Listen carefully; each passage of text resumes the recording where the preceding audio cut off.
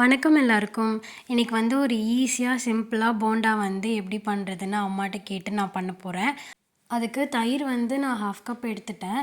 அத நல்லா பீட் பண்ணிட்டேன். இப்போ இது கூடயே வந்துட்டு சீரகம் சேர்த்து திரும்ப மறுபடியும் 2யும் மிக்ஸ் பண்ணிக்கலாம். தயிர் வந்து முன்னாடியே நல்லா மிக்ஸ் பண்ணிடுங்க. அடுத்து வந்து இஞ்சியும் பூண்டும் நம்ம இதில் சேர்த்துக்கலாம். குட்டி குட்டி பீசஸாக இஞ்சியும் பூண்டையும் நறுக்கி வச்சுக்கோங்க. அதை வந்து இதில் ஆட் பண்ணிக்கோங்க.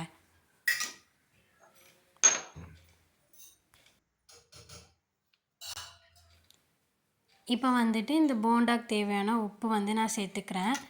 உப்பு வந்து எனக்கு கரெக்டாக தெரியாது, அதனால் கொஞ்சம் கொஞ்சமாக சேர்த்துக்கிறேன். இப்போ இதில் மாவு என்ன போட போகிறோன்னா, மைதா மாவு வந்து 3/4 கப், நீங்கள் எந்த கப் எடுக்கிறீங்களோ அந்த கப்பில் மைதா மாவு வந்து 3/4 கப்பு, 1/4 கப்பு வந்து அரிசி மாவு சேர்த்துக்கோங்க. இப்போ சேர்த்த அப்புறம் வந்து நல்லா கட்டி இல்லாமல் நல்லா மிக்ஸ் பண்ணி விட்டுருங்க. தண்ணி வந்து கொஞ்சம் கொஞ்சமாக ஆட் பண்ணுங்கள், ரொம்ப தண்ணியாட்டம் ஆகிட போகுது.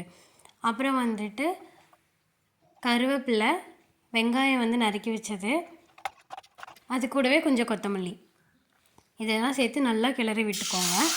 மிக்ஸ் பண்ணிவிடுங்க. ரொம்ப தண்ணியாட்டம் வேணாம். எனக்கு இது வந்து ரவுண்ட் ஷேப்பில் போட தெரியல, அதனால் நான் ஃபஸ்ட் டைம் போடுறனால எனக்கு அது உருண்டையாக வரல. ஸோ இந்த ஷேப்பில் தான் வந்திருக்கு. இப்போ இதில் வந்துட்டு நான் வந்து எக்ஸ்ட்ரா வந்துட்டு ஓட்ஸ் இருந்துச்சு. சரி எப்படி இருக்குன்னு ட்ரை பண்ணி பார்ப்போமேனு கடைசியில் கொஞ்சம் மாவுக்கு மட்டும் ஓட்ஸ் சேர்த்து அதை வந்து போண்டா மாதிரி போட்டு எடுத்திருக்கேன். அவ்வளோதான், போண்டா முடிஞ்சு. இப்போ போண்டாக்கு சட்னி வைப்போம். வானலியில் வந்து எண்ணெய் சேர்த்துட்டு கடலைப்பருப்பு போட்டுக்கோங்க. கடலைப்பருப்பு வந்துட்டு நல்லா வறுபட்டோடனே பீனட்ஸ் வந்து ஆட் பண்ணிக்கலாம். வேர்க்கடலை வந்து ஆட் பண்ணிக்கோங்க. அதுவும் நல்லா ரெண்டையும் வந்து மிக்ஸ் பண்ணி விட்டுருங்க. இப்போ அடுத்து வந்துட்டு இதுலேயே வந்துட்டு நம்ம என்ன சேர்க்க போகிறோன்னா, இஞ்சி பூண்டு 2யும் குட்டி குட்டி பீஸாக வெட்டி வச்சுருக்கோம் இல்லையா, அதை வந்து நம்ம இதில் ஆட் பண்ணிக்க போகிறோம். ஆட் பண்ணிவிட்டு மிக்ஸ் பண்ணிவிடுங்க. இப்போது காரத்துக்கு நம்ம பச்சை மிளகாய் யூஸ் பண்ணிக்கலாம், இல்லை வரமிளகா யூஸ் பண்ணுறவங்க வரமிளகாய் யூஸ் பண்ணிக்கலாம். நான் வந்து அங்கே போண்டாவில் வந்து காரத்துக்கு எதுவும் நான் போடலை. ஸோ அதனால் வந்துட்டு நான் சட்னிக்கே வந்துட்டு நான் கொஞ்சம் காரமாக செஞ்சுக்கிறேன்.